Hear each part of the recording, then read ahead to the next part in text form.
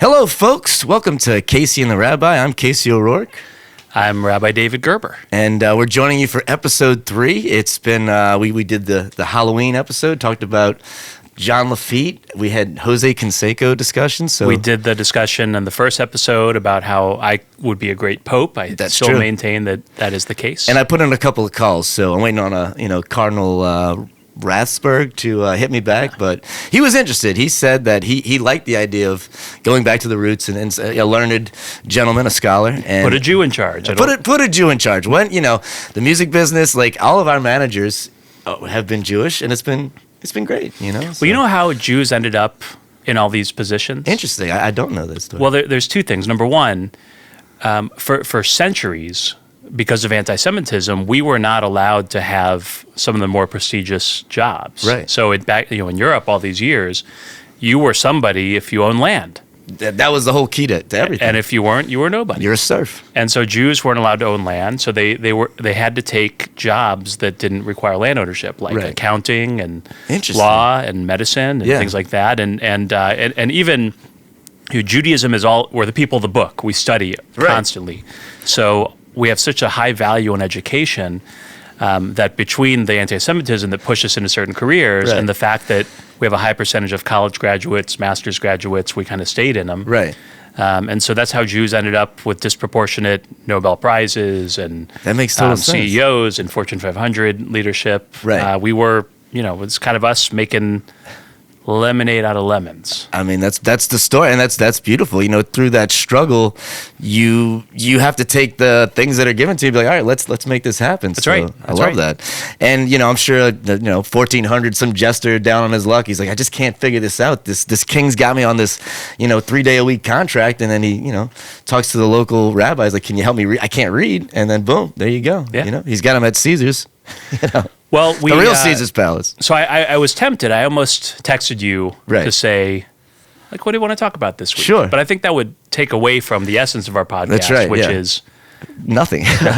which is guided by we just assume that good things will come out that people want to listen to. That's and one of these days, I'm sure we'll sit down and just have a framework, stare at each other. That's right. Yeah, just total silence, just into the void. Well, I was thinking, today or maybe the other day, just about the word shalom and like how it means hello and goodbye. Is that accurate, or is that just shalom is used for hello and goodbye. It's used for peace, but shalom actually doesn't mean any of those things. Really? Yeah. Actually, shalom means wholeness. And so when you wish somebody a shalom, you're wishing for them to feel a sense of wholeness. Right. So that's why it can work for hello, goodbye, for peace. But it's this idea of just this feeling that we're not lacking anything, that we're comfortable who we are and where we are. So it's a great word, shalom. That is a great word. I mean, in New Orleans we say like where you at, like, and people don't understand what they'd be like, hey, where you at? And it's like, well, it's more of an existential thing, like where are you in the cosmic realm of are you doing well? But shalom is like almost giving the person that wholeness, being like, shalom, I hope you are, shalom. It's both a greeting and a blessing. Right. Now, when I moved here, I kind of took a policy of when I saw like street names and things in Louisiana, I would think about how I would pronounce it, and then I would pronounce it the opposite way. That's a good idea. And so like sometimes it works, like Burgundy. Right. Like I would say Burgundy, it's Burgundy. Burgundy, right. But a lot of places, it's not pronounced weird, and now it's stuck. Like you can't help it, yeah. Like Beanville? Beanville? The street?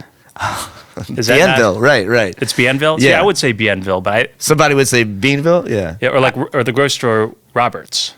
Roberts. Right. That's that little tilde or whatever on top of the O. Roberts, yeah. I won't change my ways. No. It's Roberts, it's Beanville. It's Roberts, it's Beanville. I think the Bienville thing people know because he, founded New Orleans, the worst set of real estate. There's a bunch of shells and some Native Americans. He's like, we're going to establish here. They're like, do you realize we don't live here year round? This is a settlement we come to, we fish. They should have done it in Baton Rouge. That's where the bedrock starts. That's where the beans really are. That's where the beans they should are. Have called that Beanville. That's Beanville, but old Bienville, he was a character. So I guess the concept of shalom, when we're talking to people or even our daily lives and the transitions, I know you're just coming from a funeral, so what's the Jewish conception of, departing or this transition? How do you see that as like a continuation of life, or is it just an end or something? The sense of shalom, of wholeness, I think is significant. Yeah, so this weekend was a busy Jewish weekend for me. Nice. I had a bat mitzvah, I had a wedding, I had a funeral. Sounds like a movie. Three bar mitzvahs and a funeral. I have a friend who knows somebody who's like 9 months pregnant and wants to convert. So if I could get that like conversion and baby born today, it's like getting an Oscar, like Emmy. It's the rabbinic version of hitting for the cycle. Nice. Grand Slam, a rabbinic Grand Slam. Rabbinic Grand Slam. So, nice. At the wedding, they do 7 circles. Okay. The bride circles the groom 7 times, or in the more modern way, they circle each other 3 times, then once together, and that's because of this number 7. Right. And 7 days of the week, 7 branches on the menorah. 7 represents shalom. Oh. Wholeness. Wholeness. And when we do a funeral, when we're walking the casket to the gravesite, we stop 7 times along the way. Huh. And that's both to recognize our reluctance to do this, which is something we have to do, but we don't want to. Right. And to represent the fullness of life, the shalom of life, that it is complete. And then while 7 represents kind of earthly wholeness, 8 represents spiritual fulfillment. Interesting. Yeah, I've always noticed. I mean, in the Bible, the 7 and 40 and 12, these numbers come up a lot. Is numerology? I know that the Hebrew words, each letter has a numeric value. Yeah, that's big. So, like, if you ever been to a bar mitzvah and you've given a gift to a Jew, people tell you to give it in multiples of 18. Okay. So the number 18 represents the Hebrew word chai, which means life. So it's not just a gift of money. It's high life. Chai life. Yeah, right? it's a great gift. It's a blessing for life. Right. So people give like gifts of $18, $36, $54, nice. Multiples of 18. We've got 13 is a good number for us because there were 12 tribes of Israel, but Ephraim and Manasseh were split, so they're really 13. Interesting. 7 is a good one. We've got we've got a bunch of numerology. So they were split. Why were they split? Well, they weren't. They were the descendants. They weren't actual. They were descendants of Joseph. Okay, so they were. And by the way, this is could be interesting. Yeah. Why we're called Jews today? Do you know why we're called Jews? I don't. So in the 6th century BCE, I always get my centuries confused. And then you're counting down, and it's backwards. Yeah, it's just confusing. In the past, sure, the ancient times, the Assyrians were conquering the entire Middle East. Bad guys. Yeah. The Assyrians, just a rough crew. You had the, not to get off topic, but you had, who was the guy that brought the Hebrews back? He was he was a mensch. He was it was Cyrus. Cyrus. Your boy Cyrus. Cyrus was cool. He's like, I'm Persian. Cyrus the Great. Do your thing. Give me a tribute, a little earth and water, and I don't care. He was a good one, Cyrus. Build your temple. But then you got the Assyrians who are just like. Well, the Assyrians were a few centuries before Cyrus. And the Assyrians conquered everything. And there was one place in Jerusalem called the City of David. Okay. It's just adjacent to the old city of Jerusalem.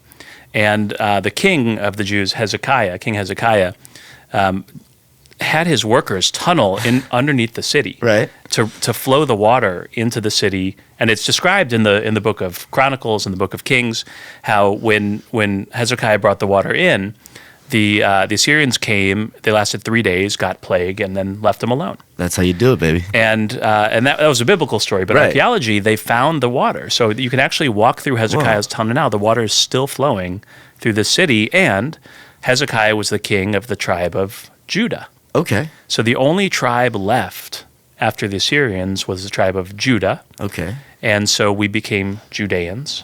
Or Jews. Wow. Thank you, Hezekiah.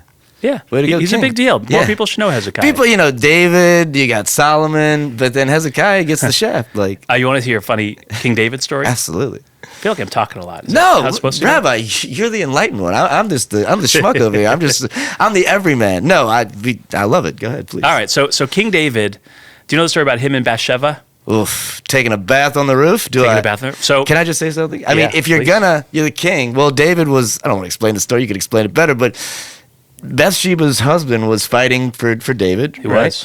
And old King David's having a smoke on the roof or something, just relaxing. And then he sees this beautiful woman bathing on the roof, Bathsheba, and, he's a king. It's good to be the king, as Mel Brooks would say. So this is where the Talmud would tell you that's not what happened. Okay. See, I'm getting the second hand. So King David becomes the progenitor of the Messiah. Right.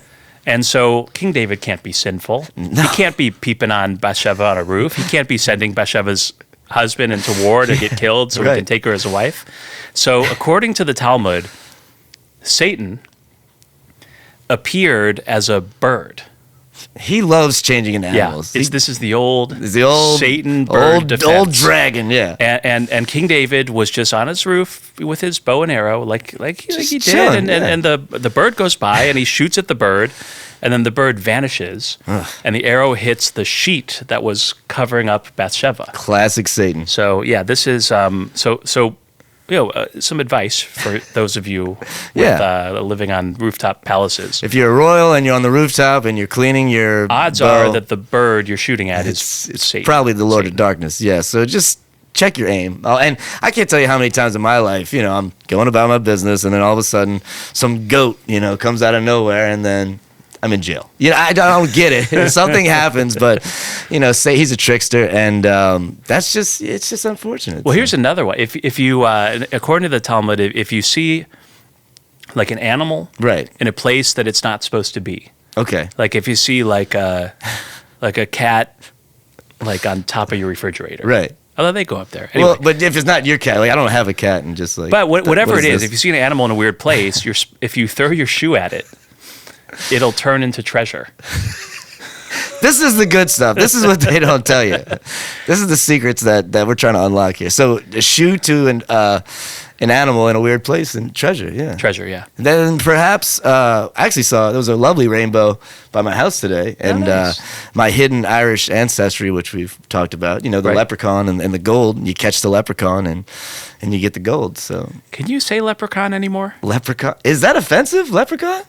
Why is that? Was that? I don't know. Is that? I mean, it's a mythical fairy monster. So it's okay. I think so. I mean, it's like a dwarf, little folks. But you can say. Either. But I think they. Not they. Did you see the thing? Remember dwarf. when the new Willy Wonka came out? Yeah. They were upset that what's his face was playing the Oompa Loompa. Hugh. Was there not an actual little person playing? No, it was Hugh Grant. Oh, that new one with Dreamboat Timothy Chalamet. Chalamet. Jew. Is he? I think so. I maybe have. Maybe full blood. Okay. Congratulations. Welcome, Timothy. We encourage you to spread the word of the Casey and the Rabbi podcast. We'd love to have you. Well, while we're talking about King David, yeah. Well, we're talking about like throwing shoes at shoes at random animals. Why don't we get a word from a sponsor? Sure. We are with, as always, the Holy Cow, and we have a bucket full of sponsor names. I'll go. I think you went first last time. Okay. You want to go? I'll go. You were ready? Yeah. Let's do it. Today's podcast is brought to you by. Who's our new sponsor? I don't know. We did this one. We did that week. guy. I thought I pulled those out. Well, our producer Elijah. Come on, Elijah, get on the ball. Put your sandwich away, Elijah. All right, today's podcast is brought to you by Clip Clop, a streaming site dedicated to equine foot sounds. And here at the podcast, as we're transitioning, it's funny that we were talking about shoes and animals, horseshoes. And we need our horses. Everyone has a horse, and you want to make sure that they're fully hooved, because their hooves can split. And Clip Clop, what is it doing? It's a streaming service. You can just watch like 30-second videos of horse clips of clops, clips and clops. Yeah, clips of clops. And who doesn't want to go to sleep to the sound of a stampede or any kind of the large herd of animals running reckless? Those things are nice, and they help you, drift off into dreamland. So use the code Rabbi, and you get 15% off your first month of streaming at That's right. Clip Clops. All the horse feet you need. All the horse feet. And look, there's some weirdos out there. It's not about. It's not a weird thing. It's not a weird thing. It's not. This is not a weird thing. It's just leave it at home. Don't take it like that. Yeah, it's a horse hoof. It's just pure unadulterated for appreciation of the horse foot. It's the sound. It's resonant. It's nice. All right, I'm gonna take a see who could possibly help us out here. Ooh, Instagram, because you need graham crackers now. That's right. You can open up Instagram, and within moments, you'll have a graham cracker. I mean, I just think back to my graham mother and my graham father, and they would always have a delicious spread of graham crackers, and you get that hankering. Maybe you want to make s'mores. Maybe you want to go back to your childhood. Instagram allows you to hit one button, and within, 15 minutes? 15, 20 minutes. A gentleman will show up. Yeah, half an hour. I mean, comes from Roberts. Roberts. Will be there in no time. No time. And you get some delicious graham crackers. The marshmallows are extra, but if you use the code KC, you're going to get 10% off your first 3 orders of Instagram. That's a great offer. It's a great site. It's a great site. Yeah. You get cravings. And you know what? It's for the kids. It's always for the kids. And that's this. None of the money goes to the kids, but we like to think that, Yeah, we're think sending of the kids out good when vibes. We get the money. Yeah, we'll get that fine. eventually. It's fine. a trickle down economics. That's right. Yeah, and that works. Yeah. So you want to do one more, or you want to close the sponsor jar? I think that's enough. That's enough. That was good. Well, you were talking about King David before we got off track with Bathsheba, and you were saying about how the Messiah can't be sinful, so Satan was a bird. But there was something else about the tribes of Israel and King David. I think you were talking about. Well, King David, he united the tribes, which didn't last very long. The tribes broke, and so there are really essentially 3 tribes that we kind of know of today. Well, right. 2 really. There's tribe of Judah, which is all of us, all the Jews, but there's also the Levites. So the Levites didn't have their own territory; they were spread throughout. This is, good investment advice, diversification. The Levites knew the ritual, so they put a few Levites in every area. So if you ever met somebody named Levin or Levine or Levine or Levinstein, those are probably descendants of Levites. And then people who have the name Cohen. Right. Those are the descendants of the Kohanim, the priests. They were the ones who did the sacrifices in the temple. Okay, cool. So he had everyone was together, and then something happened. Solomon dropped the ball, or who was the? Well, so the Jews never should have had kings. They were always asking God for a king, and God said, "Well, the kings are going to tax you, and they're going to cost you this and that." But we complain. Jews complain. We have a word for it called kvetching. Kvetching, yeah. Kvetching. What is a schwitz, real quick? That's a sauna type? Schwitz, yeah. Actually, I was just saying, because it started to rain a little bit. I said it was schwitzing outside. Yeah.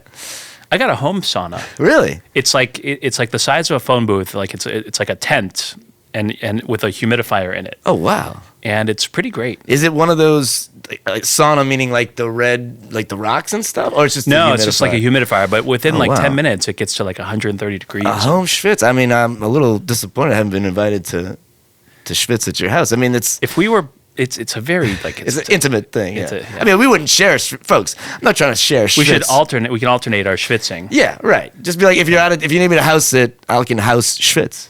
Yeah. I'll clean it. I'm not gross, it's. I don't want to invade your schwitz. Yeah, it's a personal thing. But once you get past 40 and you still want to play softball, you got to schwitz. Just schwitz.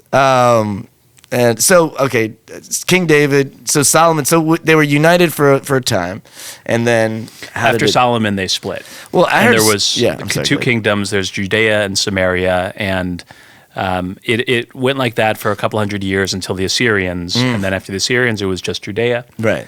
And then after that, really Judea was the last independent kingdom. After Judea, you had various kings like the Maccabees, the Hasmoneans. Right. Ultimately, some Roman client kings, but the Greeks took over before the Romans, essentially. That's what the Maccabees were rebelling against. Antiochus, that guy who tried to sacrifice he sacrificed a pig in the temple. Can we talk about that?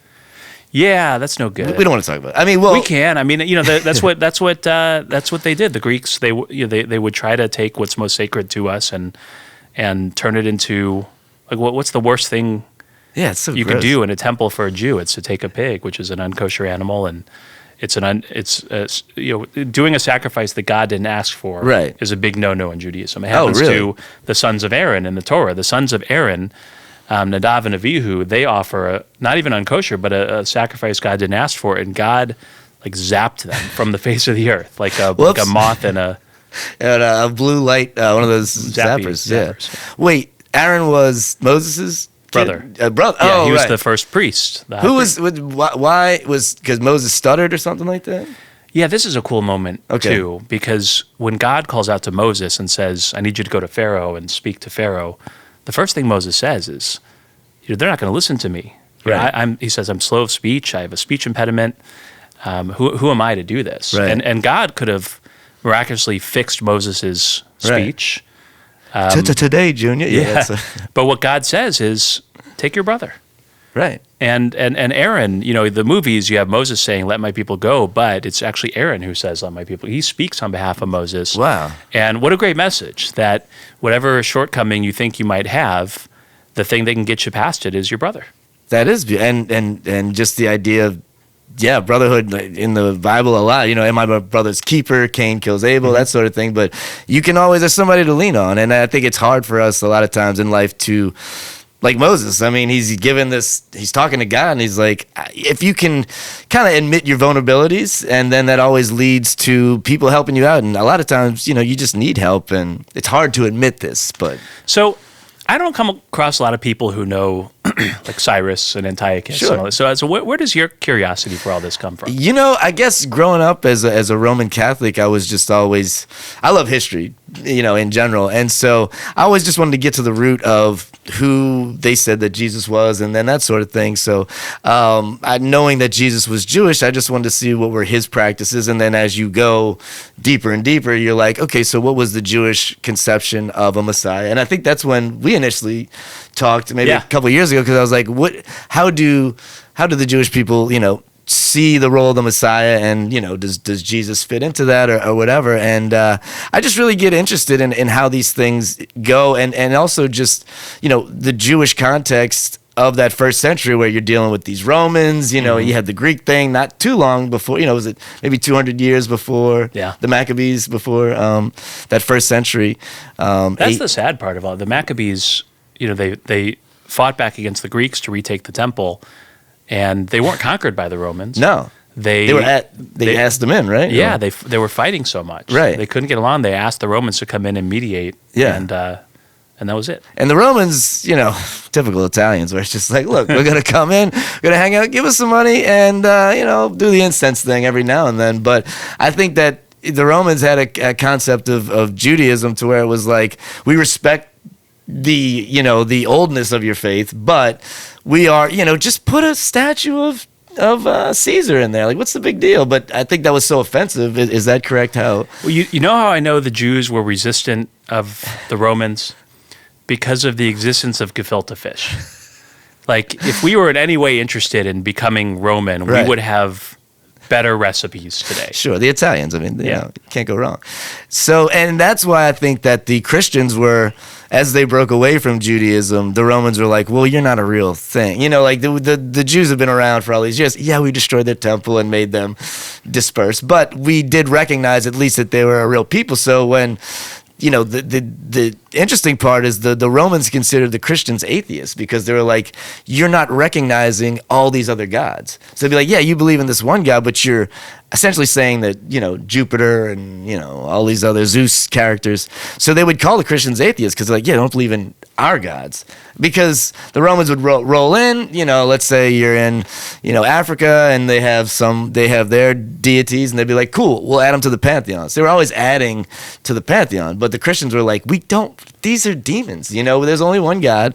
And that's why they got the old the lion treatment, in the Jews were the same way. They never accepted the they couldn't conquering gods. Yeah. And I mean, I get it. The Romans had some weird. They were fun. Saturnalia. I mean, look that up. Fun in the streets. We're talking. That sounds like it's on Shabbos. I can't. You can't go. But I mean, back then there was taking drugs and just free love. I mean, it was the summer of every December 25th. Look into that. Saturnalia. Real gross stuff.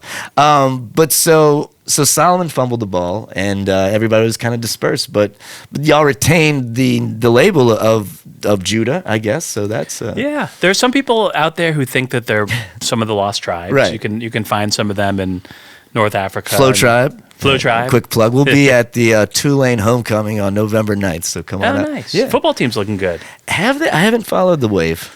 Well, they lost a couple early games, but they're doing great. Who else is doing great is my alma mater, Indiana University. The fighting. No, they don't. We've never really fought that much. The Hoosiers. The Hoosiers. Yeah. What is a Hoosier? Interesting fact. I don't know. Is it anything? It's just they call. No, nobody knows. I went to school there for 4 years. Can somebody tell me what a Hoosier is? Because people think that when they met people back then, they would want to know who their father was. They'd be saying, "Who's your dad?" Who's your dad? But the Hoosiers are 9-0. It's wow. It's amazing. What conference is that? The Big Ten. Corn Bowl? Okay, Big Ten. Big Ten. Yeah. Big Ten. The corn Go conference. Hoosiers. Go Hoosiers. Who's y'all's rival? Your main rival? Well, we never really had any because we've been so bad. But Purdue, we hate Purdue. Boilermakers. And the one football game we would sell out every year was when Ohio State would come in and just with 35,000 fans and just buy all our seats. But now it's like Indiana's. It's in what city is Bloomington. it? Bloomington. Most beautiful city, On most the prairie? beautiful campus in the world. Are you being serious? Oh yeah, it is really nice. Yeah. Gorgeous. Man, I went to Alabama for 2 years, and that was a very pretty campus too. They just couldn't understand my accent. I say house, say roof. I'm like, I'm not your toy. You don't pull my string, Southern folk. Hoosiers, okay. You're a Southern folk, aren't you? Yeah, but New Orleans is like the top of the Caribbean. It's not. It's a little more dignified than. It's South. It's the South. What am I talking about, man? Put on some Charlie Daniels. Let's hear some good stuff. Break out the fiddle. Yeah, so this has been fascinating. I mean, yeah, I think it's been a complete podcast. A Shalom podcast. Podcast of Shalom. You say goodbye, I say Shalom. Would you like to give a blessing to everybody just for just the blessing as the new week starts, that everybody finds a sense of Shalom and whatever, especially in this election week. That's right. That everybody just finds a nice place, a sense of Shalom in their homes and their workplaces and wherever they may be. I love it. And remember, folks, you may be divided. You may think differently than other people, but at the end of the day, we're all just trying to live. We're all just trying to provide for our families. So, we're all Americans, and we're just trying to make this thing work. So don't get distracted by all the noise. You know? That's right. All right. Well, on behalf of me and the Rabbi, I'm Casey, and I'm the Rabbi. And Shalom. Shalom.